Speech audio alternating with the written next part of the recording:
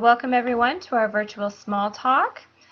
For those of you who may not know, Small Talk Tuesday is a casual and lively discussion with the Transcona Museum curators on topics related to the museum and the community of Transcona, and we are excited to bring these to you virtually. Once again, thank you for joining us. Your mics will be muted and your video has been turned off. If you have any questions or comments throughout the presentation, please use the chat function, and you'll find that in the meeting controls at the bottom of your screen. If you can't hear us, make sure you've selected Join Audio. Feel free to ask any questions throughout the talk, and we will get to as many as we can during the talk. But if you do post anything inappropriate, you will be removed from the meeting. You can leave the meeting at any time. However, we may lock it after about 20 minutes, so you may not be able to rejoin after that. And there will be a live Q&A at the end of the talk using the chat function, and we'll get to the questions we may not have been able to during the talk or answer any new ones that you may have. So our topic tonight is how to care for your family heirlooms. Just an acknowledgement, the Transcona Museum would like to acknowledge that we are meeting tonight on Treaty 1 territory, the traditional territory of the Anishinaabe, Cree, Oji-Cree, Dakota, and Dene peoples, as well as the homeland of the Métis Nation. So I'm going to go through a couple of basics on how to care for your heirlooms before we get into more specific objects such as our books, our documents, photos, medals, etc. So these basics are good, solid information for any of the following topics that we'll be covering later on this evening. So to begin with, humidity and temperature. It's best to avoid storage areas with hot, dry, or damp conditions. So it's best to maintain consistent humidity levels with no extreme fluctuations in humidity and temperature. If you're going to store your family heirlooms, best to avoid storing in an attic, a basement, or outside walls or in areas near pipes and heating systems, as those conditions are not going to be good for those objects long term. For the most part, room temperature is good temperature. And if you need to modify your environment, you can use air conditioners, dehumidifiers, humidifiers to remove or add moisture if needed. Some damage indicators of excessive humidity and temperature is embrittlement, so objects may start to crumble over time, mold and mildew growth, some corrosion, particularly with metal objects, and degradation and distortion, particularly with home video.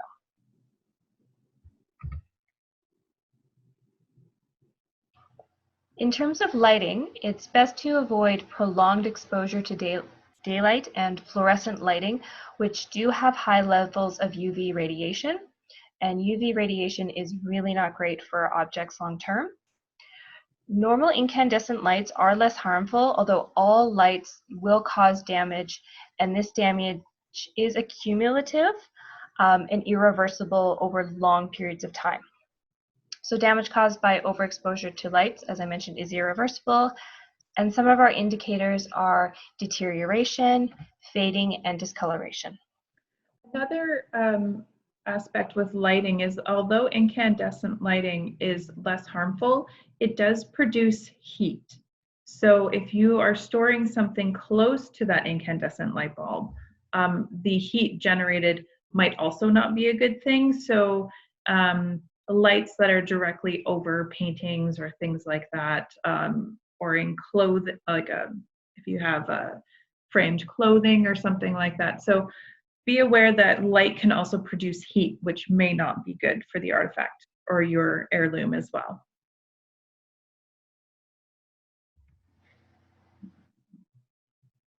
In terms of storage and display, always best to use acid-free inert materials to avoid prolonged damage.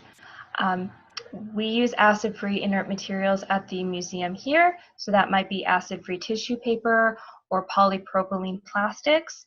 Those will not chemically react with some of our items, so we can be safe in knowing that they are good storage long-term. Items should be stored flat when possible, not rolled or folded. Always good idea to keep food, beverage, and plants away from storage display location to minimize pests. But it's always a good idea to inspect your items or heirlooms regularly to make sure that no pests have managed to get their way into your storage or display locations. Always keep locations clean and well vented. Dust is a big enemy here. Use enclosures and containers that are big enough to store your items while also being strong enough to support the weight of the items that you're storing within them. And display duplicates when possible. So you can make copies or you can digitize them. Just never destroy the original, as if you lose the duplicate and you've already gotten rid of the original, then you're a bit hooped, as you will not have anything to go off of after this. We have a question. Okay. Are LED lights better for artifacts? Well, I know they don't produce as much heat. Yes, if they any are heat better. At all. Yeah, they're better than incandescent light bulbs in that sense. They still produce light, and they have a form of like UV radiation, so light can still damage your artifacts.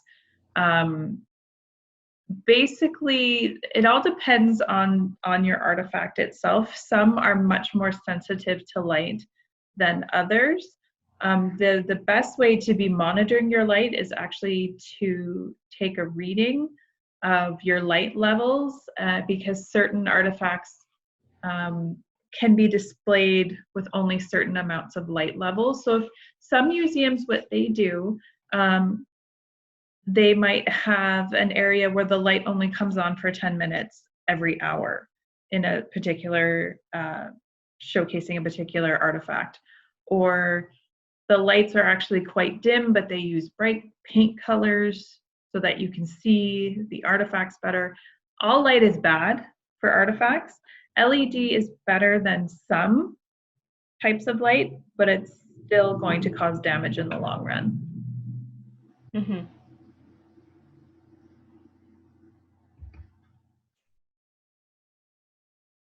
When it comes to handling, most damage to an item or an archival document is caused by poor handling.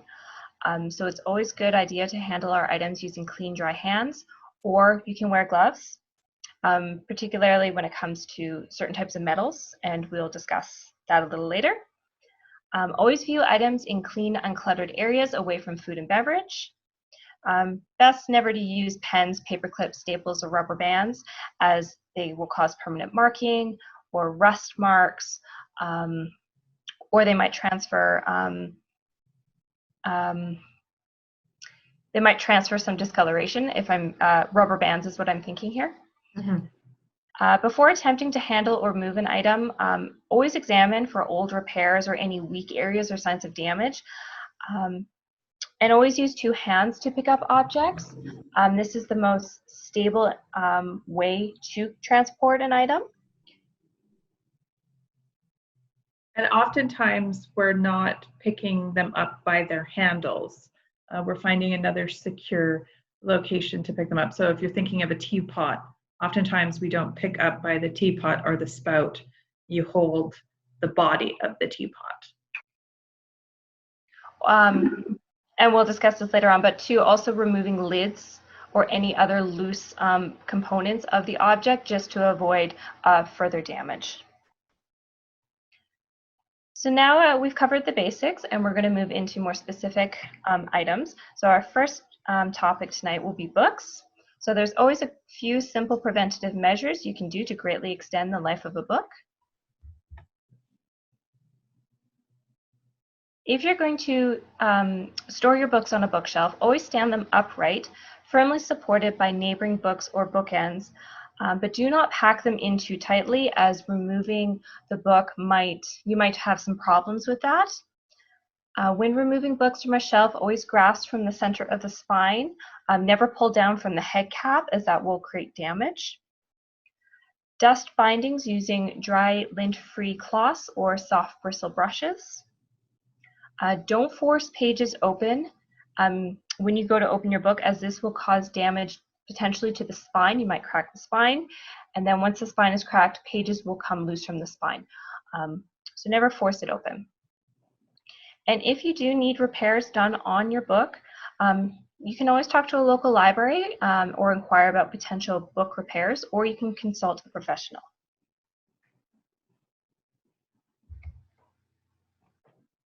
So we have a couple images to demonstrate some damage that might occur to books over time.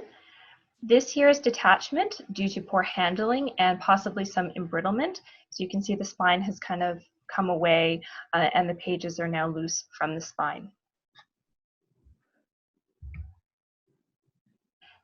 Damage to the head cap, this is what I was referring to. So you should never pull a book off the shelf by that upper head cap, as it will destroy this portion of the spine over time.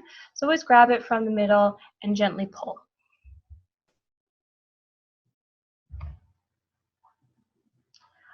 Red rot is a condition that happens to certain types of leather books, and it's just the way in which the leather was treated.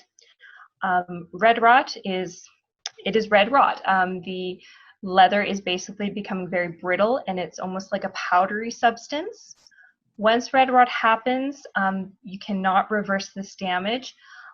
Best thing to do is to isolate it from other books, because there's not much, unfortunately, we can do. And if you do have books that have red rot, be careful not to ingest any of the dust, as it can make you sick.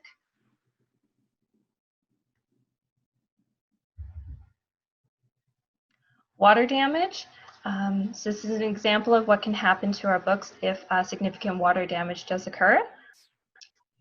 But if you have books that you drop that get wet, the quicker you get to it, the better you can sort of mitigate potential damage. So that is putting paper towel or an absorbent material between sections of the book, putting weight down on the book to force the water out, and then even once it's dried, still keeping that weight on those pages, because paper does not want to be flat. It wants to go back to a more cockled and buckled form, because that's its more natural form. So if you can get to it soon enough, you can really mitigate any damage to your book.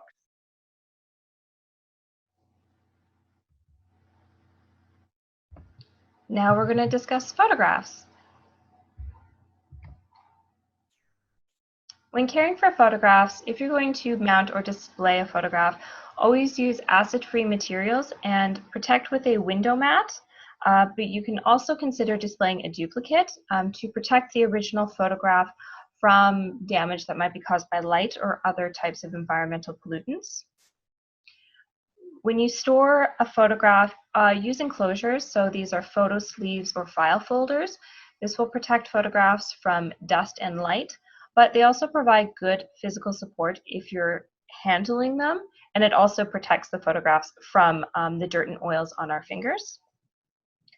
Photo albums are a good idea, but please avoid using those magnetic or self-adhesive albums. They are usually made out of an acid-type material, and that is not good to photos long-term. And we have some photos to demonstrate this. If you must, lightly mark photographs with a soft lead pencil on the back of the image only. And always avoid using metal staples or paper clips if you're attaching a document to a photo, as this will cause potential scraping of the photo material on the front, may cause rust or other types of damage. We had a gentleman bring some photographs into the museum, and just prior to bringing them in, he wrote on the back of them in pen, stating who was in the photos and what the events were, that is fantastic information. But the ink was not dry when he put them on top of each other. So the ink actually transferred onto the image side of some of the photographs. So now we have ink on the image itself of the photograph. So pen is just best to avoid around photographs. There is another question. My mother put photos in a self-adhesive album years ago. Is there a way to safely remove them? Sometimes the self-adhesive album, it's failed. so the photos come out very easily. Other times that adhesive is still quite strong. So if ones are falling out or they're movable, I would say remove them, but it is not easy to remove them. If you want to remove them out of the photo album, you could chance it. High probability that you might rip the image. So that would be possibly consulting with a conservator. They may have some solvents, or they know of products that could weaken the adhesive so they'd be able to more easily remove the photographs.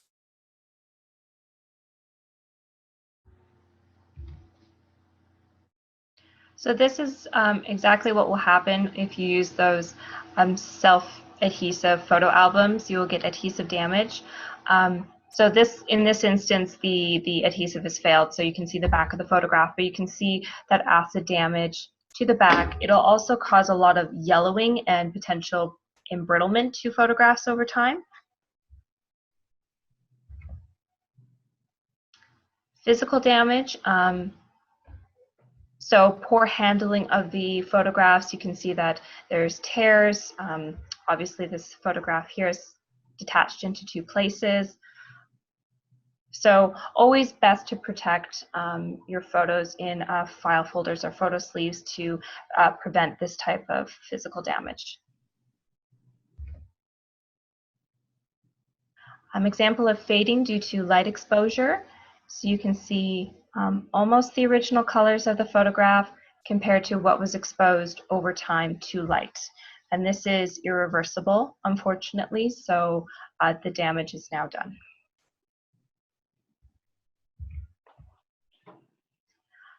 Matte burn can occur if you're using acidic materials to mount your photographs or your documents here. This is damage that cannot be reversed.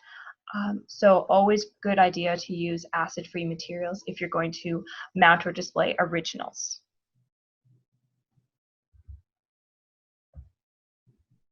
On to documents.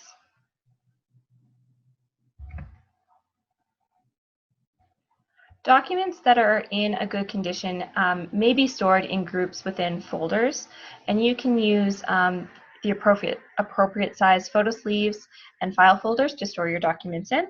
Once again, this will protect them from the elements as well as any damage in handling. Fragile or extremely used documents may be placed, yes, in protective sleeves or folders for added support. Once again, always consider making copies of documents, especially ones that you know you might be handling more often. Never get rid of the original. And having a document in a protective photo sleeve and folder also helps when transporting and handling the documents. And our photo sleeves that we use here, that we use for both documents and for photographs, they're made out of a material called Mylar, and it's a stable plastic material. You have to be careful if you're looking for photograph enclosures or envelopes, plastic ones, as there are some that are out there, but they're not made out of that stable plastic, and that plastic does break down. And we have an example of the breaking down plastic coming up. So oftentimes the archival materials are a little more expensive, but these are materials that are going to last a very, very long time. So you're getting your money's worth. For sure. If you have newspaper print, or you know you have documents that are made of highly acidic material, store them separately, as wood-based papers and any papers that might have iron gall ink have what's called inherent vice. So how these papers and ink was made is going to fail over time. We have examples in the photos, but there's not much we can do to prevent this type of damage. They are going to break down over time. So best to isolate them so they don't have a chance to damage other documents. And please do not attempt to undertake repairs on your own, and never apply self-adhering tapes to valuable documents, as they may be made of acidic materials, or the adhesive could break down, or it causes yellowing and embrittlement. not great things for our documents.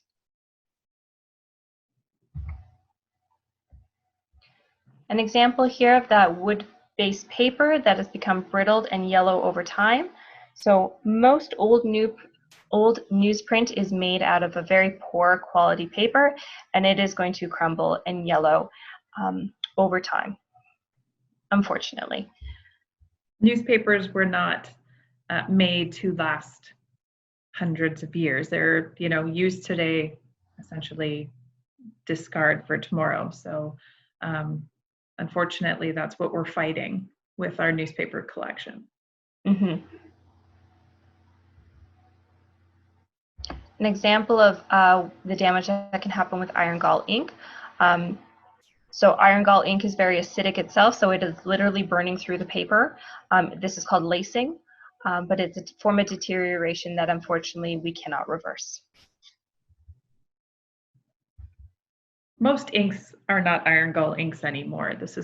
Iron gall inks are very much historical, quite old historical documents, but you never know, you might have some within your own family's records. Mm-hmm. An example of pressure sensitive tape, so you can see it's become very yellowed, potentially very brittle, but this will cause damage to the paper, and it could even cause more damage if you attempt to remove it. So just be very mindful. An example of what happens if we use metal paper clips, so rust damage. We can also see some scraping and indentation. Indentation, thank you.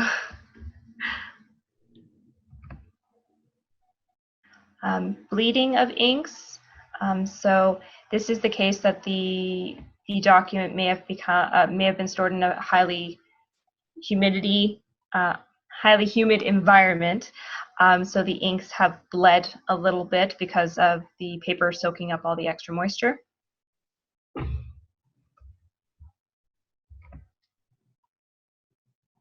So an example of what happens if you use poor quality plastics, PVC plastics. This is called offsetting. So the ink has adhered to the PVC plastic and become imprinted now on that clear plastic folder here. And that's not what you want with your documents or your photographs. At all.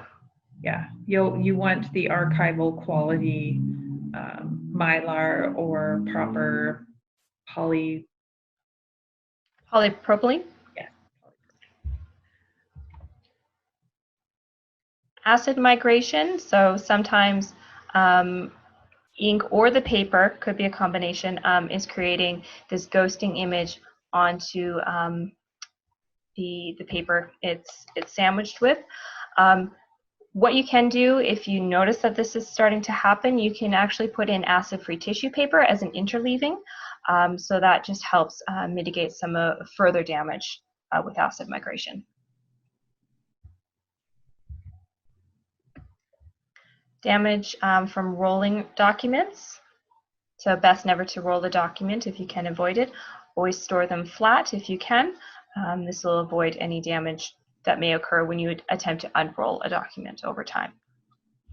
Because often when you have a rolled document, it's stored vertical, not horizontal. So that's putting additional pressure at the bottom of the document, which can cause damage there.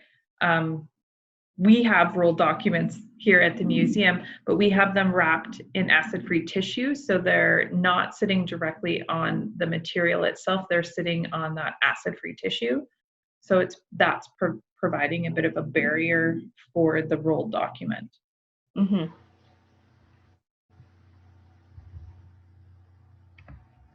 Another example of what can happen with overexposure to sunlight, so bleaching. You can see some of the image is a bit lighter than others. Also, too, the paper looks like it's become a bit brittle as it is starting to break off into pieces. Cockling, so the paper has now absorbed moisture from its environment, so it is going to warp and bend over time and create creasing.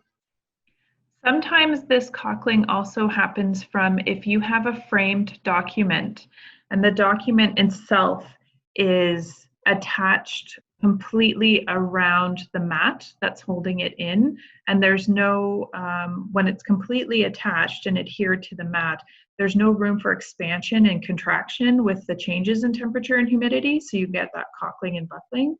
If you have a material, paper that is matted yet not completely adhered to the mat, maybe it's just pressure held, you get that room for expansion and contraction, and then you don't see as much cockling and buckling as well.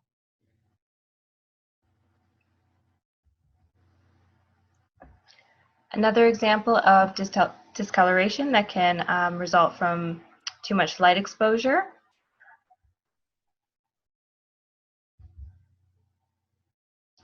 Documents that have evidence of mold growth. So we can see that pinkish purplish color here, as well as the darker rust colored staining.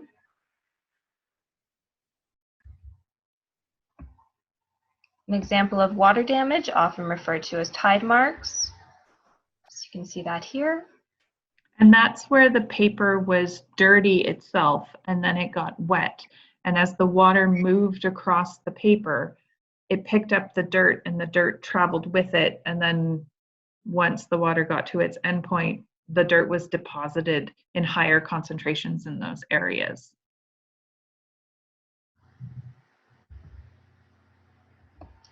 Foxing. Foxing is these brown spots that appear over a document. We're not quite sure what causes foxing. We think it might be a type of mold, but this damage is irreversible, and it does tend to happen more so to documents than anything else.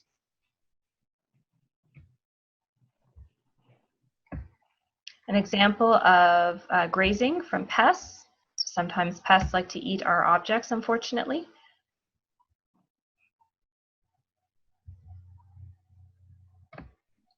Okay, on to textiles. Tears, losses, splits, and wear are sometimes unavoidable when it comes to our textiles. If we're going to move a textile, support the item evenly to distribute its weight. Avoid making sharp creases along fold lines, as this places unnecessary strain on the fibers. So if you do have to make a fold, soft supported folds. So we here at the museum will use acid-free tissue paper to create a soft supported fold, so it's not a hard crease. Consider the materials you use when storing textiles and see if there are other better solutions. Most wood, packing, cardboard boxes, and some plastics are chemically unstable, and that might cause chemical damage to the textiles. So if you have, for example, hangers, don't use metal hangers, as this might cause damage. Use plastic ones, but if you do have a plastic one, you can always pad them out, so it's not as much of a strain if you're hanging up heirloom clothing. And one really simple way to pad out your hangers is actually using pool noodles, because most of them that are sold are actually that better kind of plastic. You can still then cover that pool noodle with unbleached cotton and then rest your heirloom clothing on that, and it just helps support those seam lines and redistributes the weight of the object when it's hanging on the hanger better. Mm-hmm. And when it comes to textiles, remove old metal pins, stick pins, or jewelry that might be attached to it to avoid rust stains. Also, too, if you're hanging an item that has, say, a brooch, that brooch may pull on the fabric over time.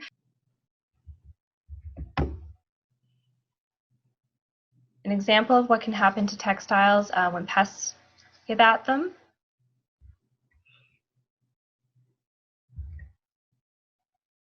Once again, light damage, so you can see the one side of the fabric is more bleached out than the other side.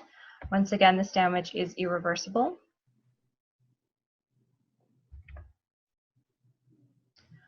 Shedding is something that can happen with weighted silk fabrics, and certain types of silk have been weighted with metal. So over time, what will happen is it will become too heavy for the silk to support, so it'll shred or tear over time. That metal can also corrode as well.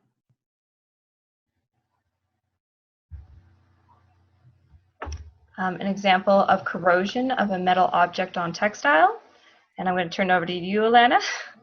Well, to me, the object looks like it's actually a leather object. And so leather is skin, and so it has fat and oils in it. So those fat and oils are reacting to the metal, looks like a button or piece of a enclosure facet.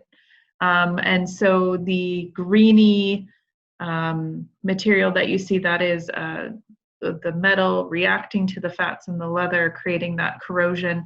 The color indicates to me that it's probably, there's copper in with that metal. It might be plated, but there's copper elements because copper tarnishes green.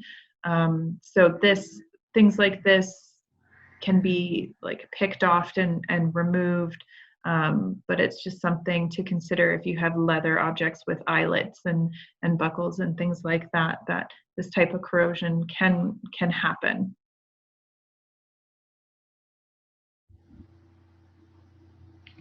Soot damage to an object, or to a textile, I should say, can cause discoloration or staining. Best to seek out a conservator. My goodness, if this happens, as they will know how best to clean off the textile. And an example here of damage that can happen when you fold a textile, or if it's been stored like this for a prolonged period of time. So you'll have that permanent crease mark. So with documents, we don't recommend rolling them, but rolling textiles is actually quite good for them. And so while we don't want to roll paper, you can roll quilts and blankets, large pieces like that, to help store them as well. Mm-hmm.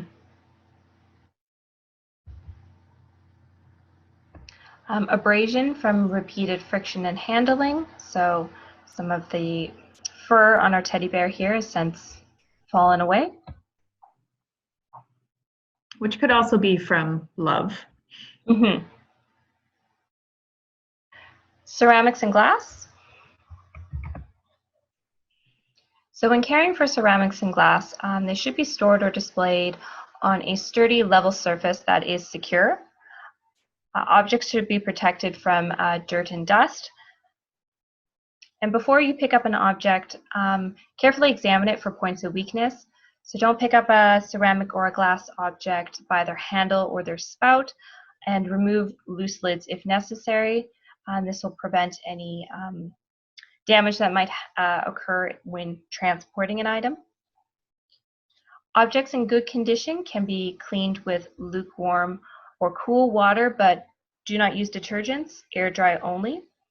And porous ceramics should not be submerged in water, as they may absorb the water, and if there is any dirt in the water, it will get absorbed into the ceramic. I'm thinking of like terracotta pots or fired clay pots of that nature. Be cautious when it comes to previous repairs and restorations. Older glues might have become weaker and more brittle over time, and they may no longer support the broken pieces of the object. Be very careful if you're picking it up. So use that two-hand rule just to avoid any unnecessary strain on weaker spots on the object.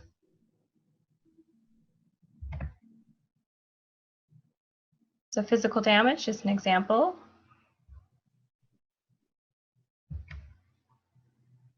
An example of poor repair work over time. So you can see where the old repairs have been made. We can also see a bit of yellowing, which can happen with old types of adhesives.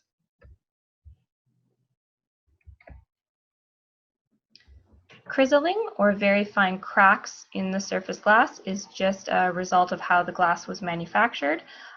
So it's an inherent vice.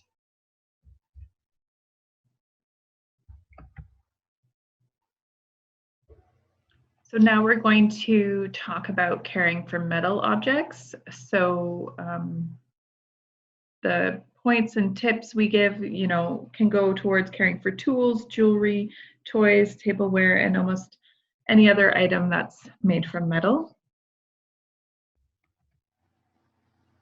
So for metal objects, keep in areas with low humidity to prevent corrosion.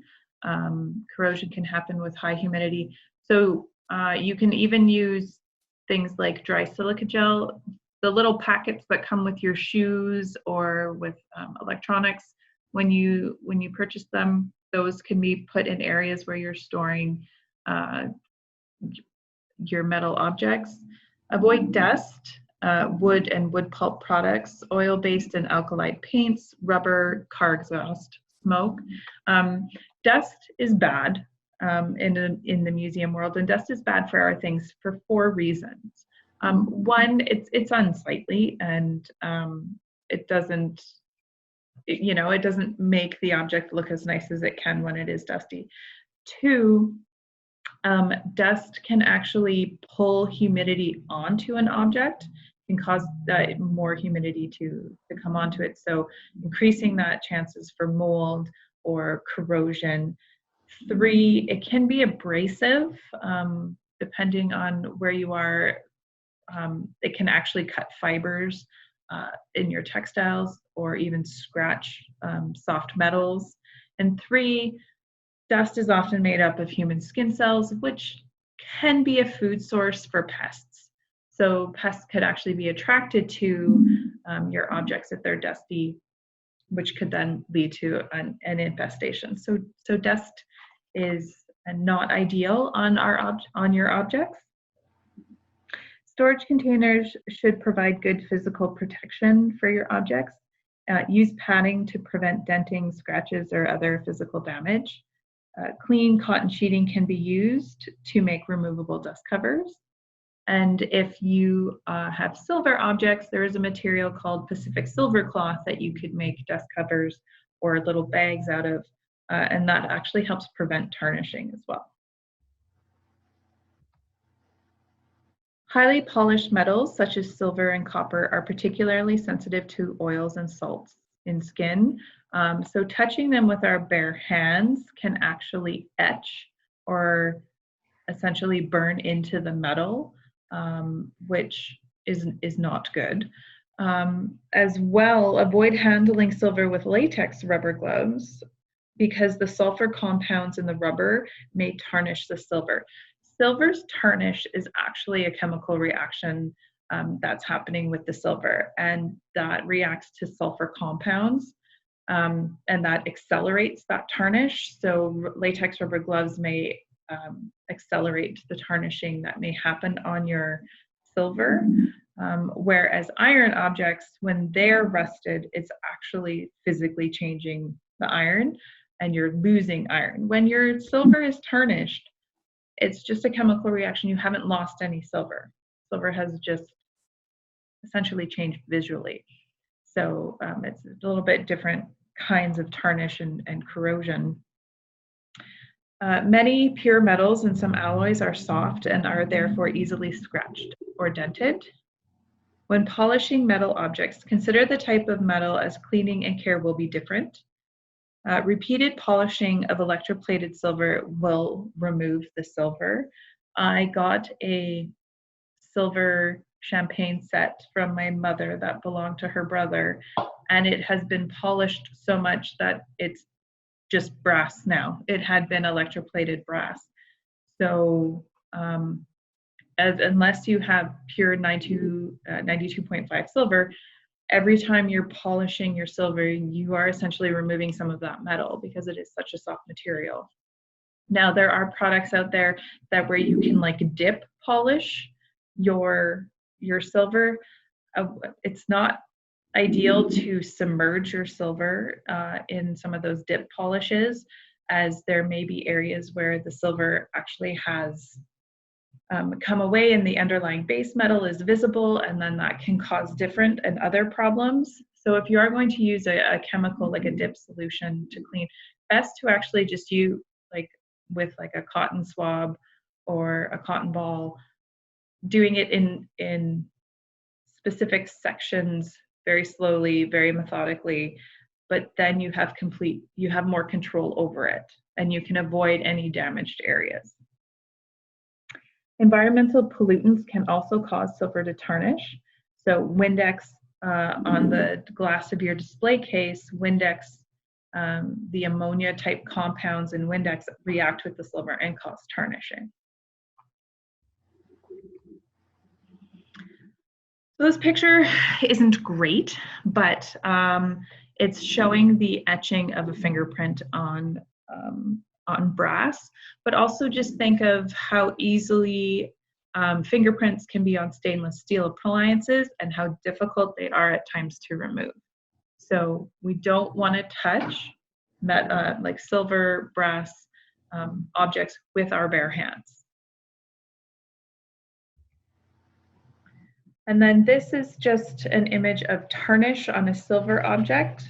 Silver tarnish goes through multiple different colors. This is black. This is the last stage of the silver tarnish. It starts with a straw yellow and moves towards the black. Again, this actually isn't causing any damage to your silver object, other than the fact it's a lot of times not visually appealing, but it's not actually damaging your silver. Now this is an image of bronze disease where the underlying metal has actually started corroding and is reacting with the metal on top of it and causing this damage, and this damage can be very significant.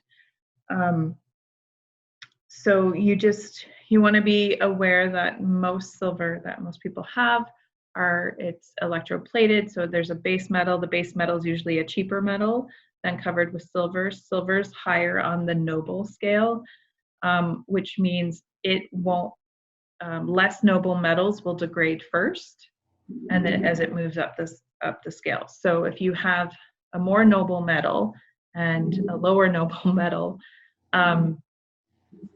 tarnishing will happen to the weaker, and I'm saying this with air quotations and you can't see me, but it'll happen to the weaker or the less noble metals, so it can actually like hollow out your objects, or it can damage things like that. So you just want to be aware of that and look out for it, and it all sometimes can be seen with that green type corrosion as well.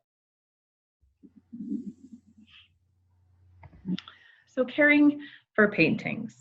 Paintings are fragile creations that require special care to ensure their continued preservation. So paintings do well in environments that are comfortable for people. Different paint medias may require specific framing and mounting techniques. For paintings with no backing board, be careful not to hit or mark the back of the painting, as this damage will eventually appear on the front of the painting over time.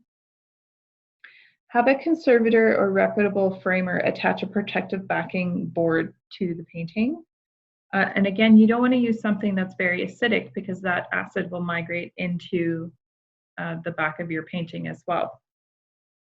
If you intend to buy a new frame or have a painting treated by a conservator, take an opportunity to have it framed properly. They might even be able to repair your frame for you as well, or provide you with a better frame, a more proper frame for your painting. And in terms of different paint medias, best to also talk to a professional as well, because a watercolor, for example, will have a different way it needs to be mounted than, say, an oil painting or an acrylic. So always consult the professionals. They're there to help you. Yes. So never carry a painting by its hanging wire or the top of the frame. Carry it with the image side facing you and holding it on the sides of the frame. Take your time, move the painting one at a time with a clear path and a prepared location.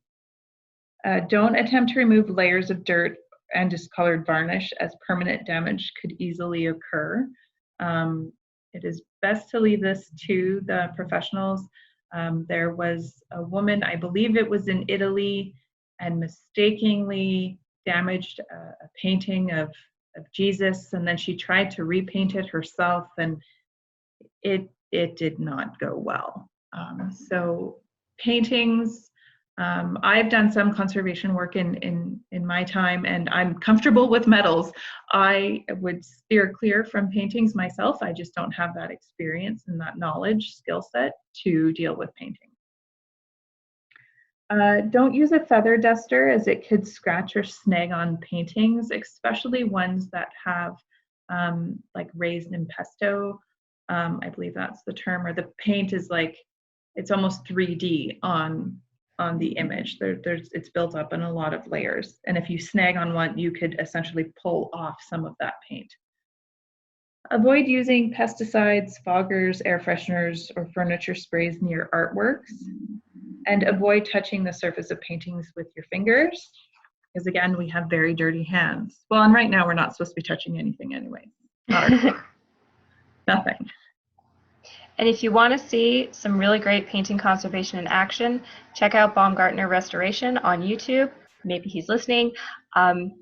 He's fantastic, and you can definitely learn a lot from the professionals. And always leave painting conservation and restoration to the professionals. Yes, and he's not the only one on YouTube. I've seen some from different museums have posted larger projects, but I really enjoy watching those, because with paintings, you can see a very clear before and after. And that's very satisfying to watch and to see. This is just an example of mold growth that has happened. This is and I'm not going to say it right. Craquelure, and it's fine cracks in the varnish or paint layer. If it's the varnish layer, that varnish layer could be removed and then a new varnish layer put on, and potentially that problem could be gone. If it's in the paint layer, that's a little more significant. And that all has to deal with what products the artist used to paint and to varnish the images. And so over time, that can happen with the products that were used previously. This is flaking, so the paint is actually flaking off of the canvas or the backing, and this could be from a number of reasons. This could be due to the tension of the canvas itself. It could be due to damage that it's maybe in transit, or it fell or something like that. It could be due to varnish layers, a whole bunch of different reasons, but this is what flaking looks, and it's loss of actual paint. And this is another example of loss. So you can see all the cracks going vertically throughout the painting here, but at the bottom in that white, the paint has actually completely flaked off.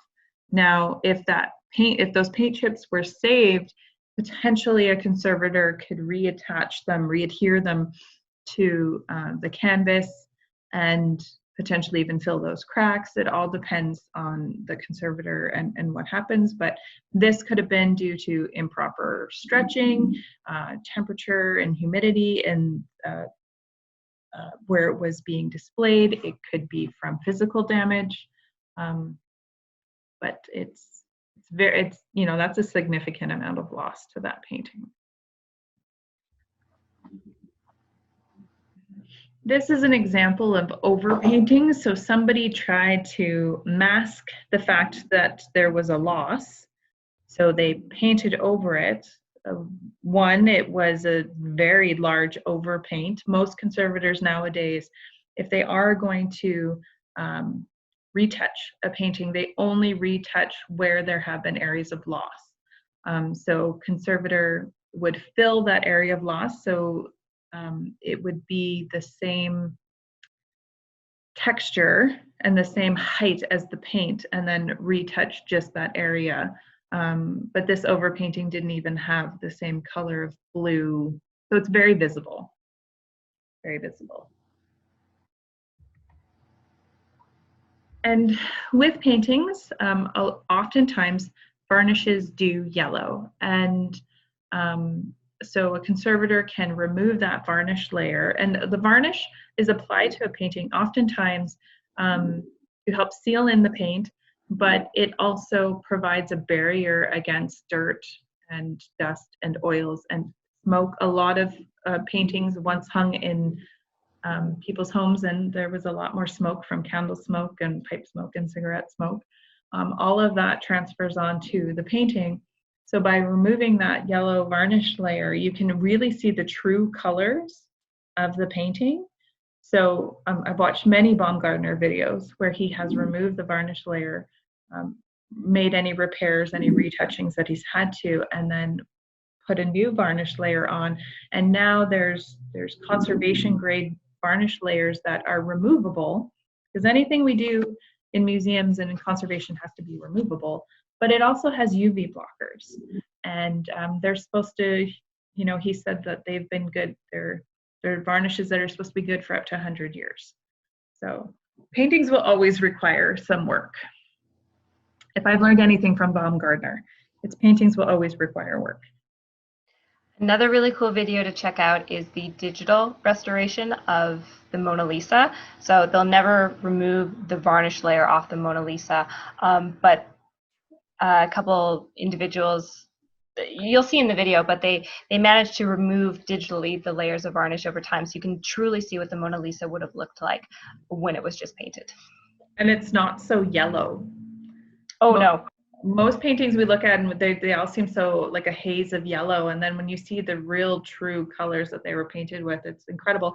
Even the Sistine Chapel that was conserved well, not a couple years ago now, it was a number of years ago, but all the layers of paint, of smoke from candles and stuff, once that was all cleaned off, the colors were so bright and vibrant, and just, it was almost too much. I remember hearing people saying the colors were too much, but if you think about it, it's like he knew, because I believe that's Michelangelo who painted it, knew that Michelangelo or Leonardo da Vinci?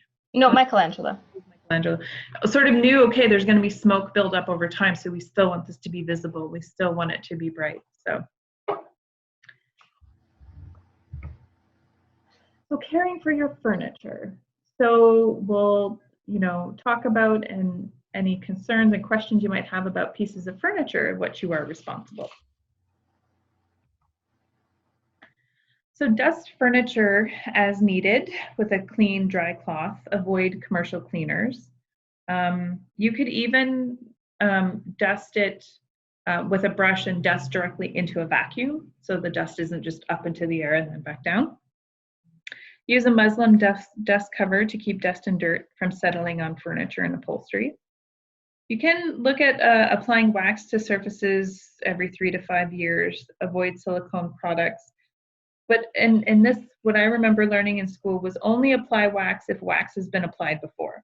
If it's never been applied, don't apply it. Avoid removing the patina on brass fittings if possible. And monitor furniture for signs of insect or mice activity, particularly on the back and in drawers.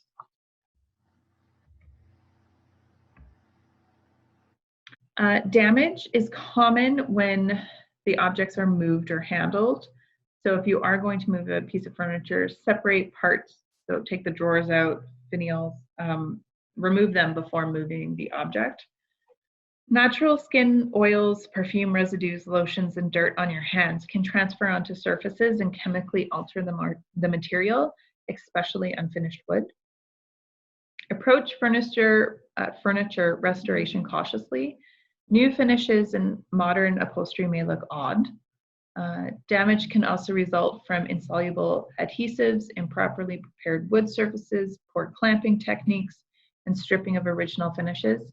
And I have seen many an Antiques Roadshow that people have come in with their antique furniture pieces, and they had them cleaned up and they had them restored, and the person from Antiques Roadshow has said, had you not cleaned it, it would be worth so much more money. So with furniture too, some of the history goes along with its look and its patina that it's gotten over time too.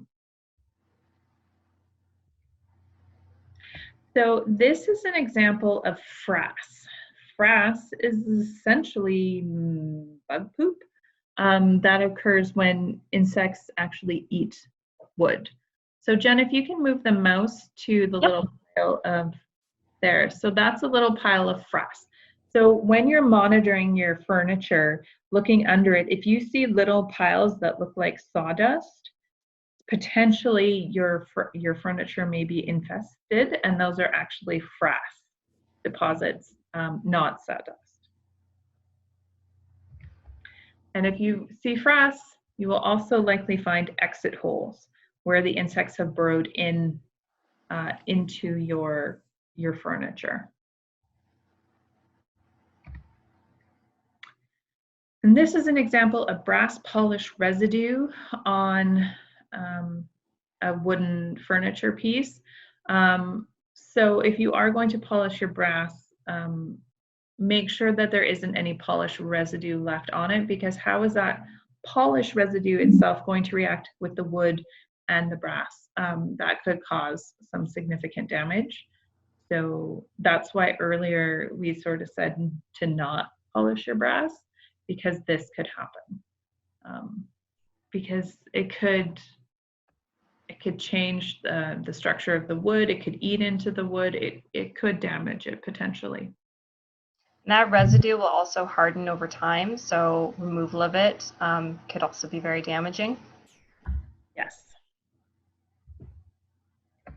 So caring for your home videos.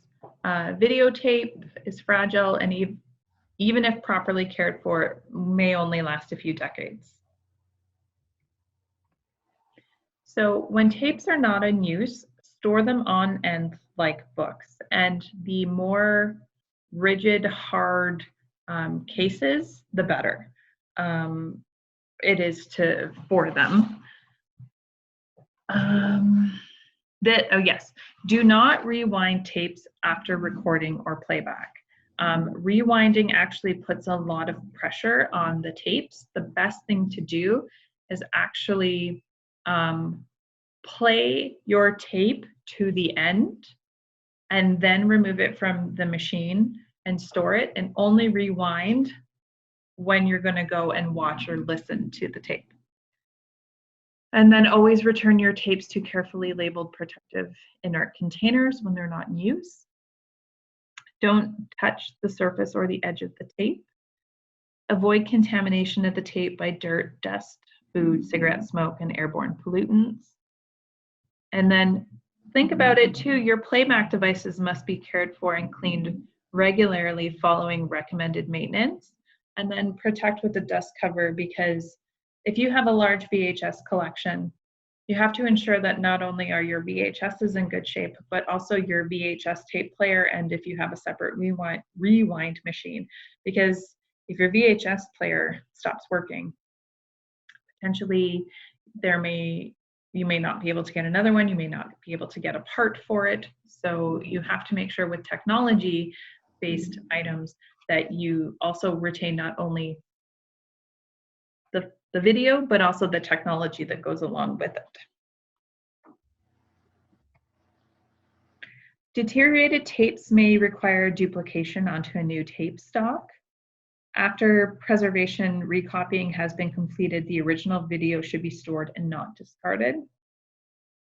Unfortunately, most analog home video formats have some sort of image degradation when they're copied.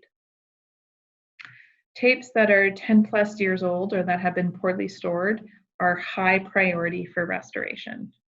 Restoration is the process by which a videotape is temporarily or permanently transcribed to a playable condition.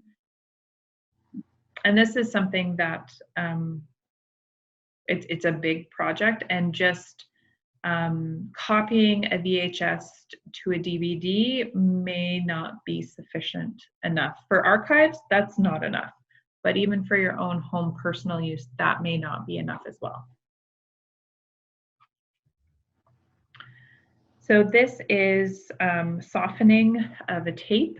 So it was likely left in a hot place, possibly in the sun, and has essentially almost melted. This is tape damage. So what often happened with VHSs is they would sometimes get stuck in the machine and you'd have to try to get it out. And so damage like that could occur. And then that damage would then, when you're watching the video, would be visible as well. So caring for compact discs. So compact discs have many advantages, but they will fail over time. So for compact discs, you want to house them in good quality jewel cases that have an internal tray and hub to hold the CD in position. The bigger, thicker cases are better than these sort of space-saving ones because those are a little bit too flimsy. You should never mark your CDs with adhesive labels or even ink or similar materials. Instead, label their cases. Jen, can you just go back one slide? Sure. If you are going to label your CD, instead of writing across, you should actually put your label in that clear plastic center bit there. It's not very big, but that because your ink could actually burn through the plastic, there is no, all your images and everything are stored on this metal layer of the disc. So if it eats through that plastic there, it's not going to damage the actual information on it. And the same sticky labels on the front can actually eat through that plastic and get into that metal layer. Do not pull tapes or labels off CDs because that can cause delamination, especially if there's tape on the underside, but even the top side of it, it's so thin it can pull right off. Avoid excessive handling to limit scratches. Clean when necessary, and when you clean, I'm just trying to remember if you clean in a circle or if you clean out. I think you clean from the center out, if I recall correctly. I took a class on CD and electronic media. You need to check for delamination information lost at least once a year. I have gone to some of my CDs and some of the metal has just delaminated off, and so they're no longer useful. I have lost what was on those CDs. Also, new laptops and computers may not be able to read older CDs. So you actually need to test your CDs. If you're storing photographs and things on CDs, you need to test those anytime you get a new computer to see if they work in your CD drive. And then if you have a computer that they work in, make sure that you keep that one because they might not work in newer ones. And you should try to keep at least 2 copies on 2 different CD formats. Now, a lot of people think, oh, I'll just digitize my photos and then they'll be fine. So I have my originals and I'll digitize them and then I'll have them on a disc and it'll be perfect. Archival quality digitization is probably a lot different than what the average person is doing. if you are going to be digitizing your photographs, you should be digitizing, if you want to go to archival standards, digitize them to the TIFF format, TIFF, as it is a format that does not compress the information. It keeps all of the information. And archival quality is 600 dpi. So if we're doing a 4x6 at 600 dpi as a TIFF, it creates a very, very large file size. So a lot of people tend to digitize to a JPEG.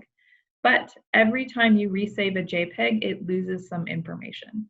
So at some point, you could go to open your image and it will not be there. And so if you have digitized images, it's best to have them saved in 2 different CD formats, or have some on CD, then maybe also have them on a backup drive, like an external hard drive, also saving them on your computer. A lot of times they say 3 different kinds of backups are best, because if one fails, you still have 2 others to go to. And please, please, please, if you're digitizing your photograph collection, do not get rid of the originals, because if your digitized files fail in the future, you will no longer have those images.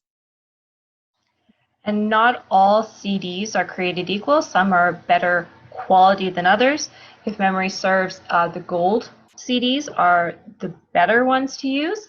They are a tad bit more expensive, but they tend to perform better over time, versus maybe other cheaper options.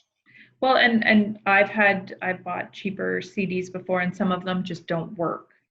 The gold CDs are the archival quality, and I'm saying that in air quotes. Again, CDs don't hold that much information. And you can also get DVDs. DVDs can also be used as well. But again, if you're doing high quality archival scans and digitizations, you're not going to be able to fit that many on a CD. Often archives have backup drives and backup servers where they keep this. Question, what is the name of the type of CD again? Oh, we're going to have to get back to you with the good kind, because there's RW plus and RW minus, and I can't recall which one is the better one. And what is the gold, like the good CD? But I will do some digging through my notes from that class that I took, and I will get that information for you, because yeah, I can't recall off the top of my head. Gold is not the name of the company. Gold is, they are literally gold CDs. They are made with gold, because gold is a better metal for the CD. But I will get you that information, and I'll send you a message with the CD information that I can find. This is an example of laser rot, so even CDs can degrade. And this is an inherent vice to the CD, it's just how it was made.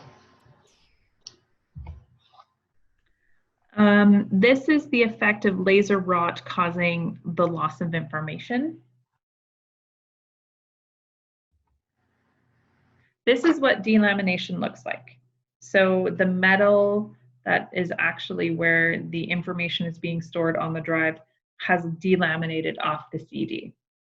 So if you ever had a CD that you wanted to destroy, that's how you destroy it, because you can't play those anymore.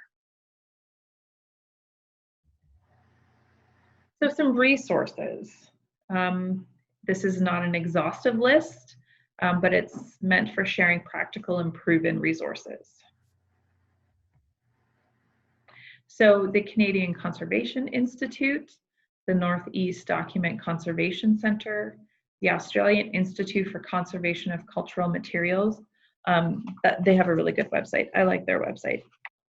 The American Institute for Conservation and Foundation for Advancement in Conservation, Museum Textile Services, Conservation Online, cool. That one's another good one. Conservograms, Those are really good sort of 1 to 2 page info sheets on conservation, that temperature and humidity and best products to use, things like that. And recollections, caring for distributed collections. And some websites. So the Victoria and Albert Museum, when I was talking about sometimes with light and you know, they might only have light on for 10 minutes an hour. I was at the V&A Museum, and they have this very, very large carpet textile, and it's in its own large plexiglass case. And the light only comes on for 10 minutes every hour because it is so sensitive to light. The Corning Museum of Glass, the Smithsonian Institute, the Preservation Self-Assessment Program, University of Illinois. And then you can also look at other heritage organizations, archival institutes, state museums, provincial museums, for guides on how to care for particular items in your possession. Another thing to reach out to is possibly like the Association of Manitoba Museums, because they can direct you. They might know people who are doing X, Y, and Z. And I know they have resources like a lending library that if you were a member, and they do sell individual memberships, you would be able to access.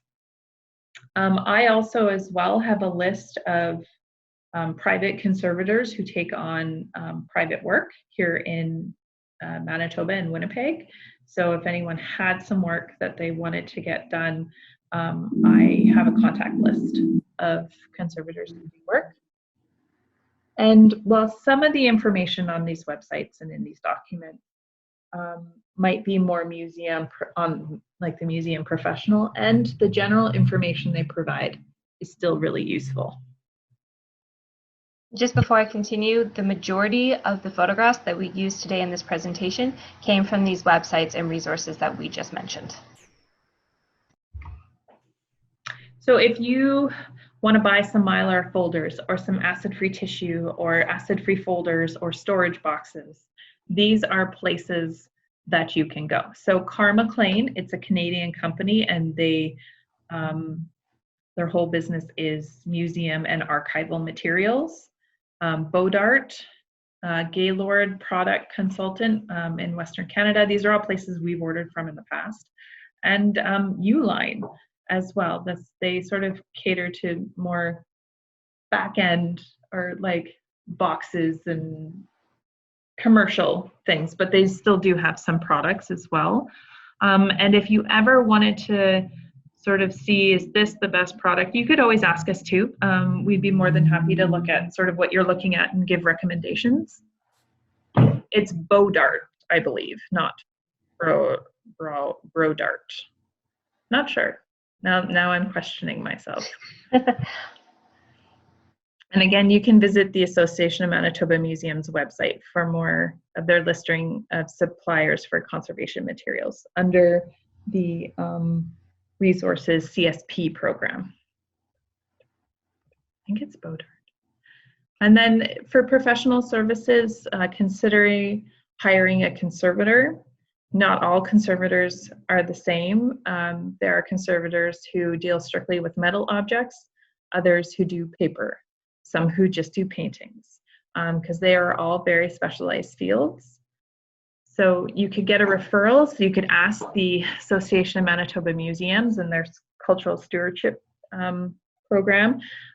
Jane Daly from Daly Fogart Heritage Conservation Services is the CSP conservator for the AMM, so she's a wealth of knowledge. You know, ask a lot of questions. If you're going to hire a conservator, what are they going to do? How are they going to do it? A good conservator would give you a couple of treatment options and then let you choose. And then you'll really know what to expect. Some things can't be saved, and some things can look amazing after a conservator has had their way, has put their hands on it and has done their work.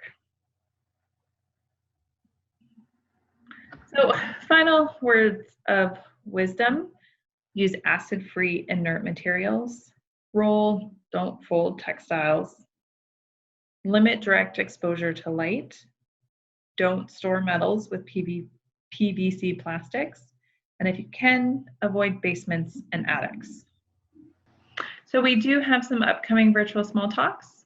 So next Tuesday, we're going to be doing one on the CN shops.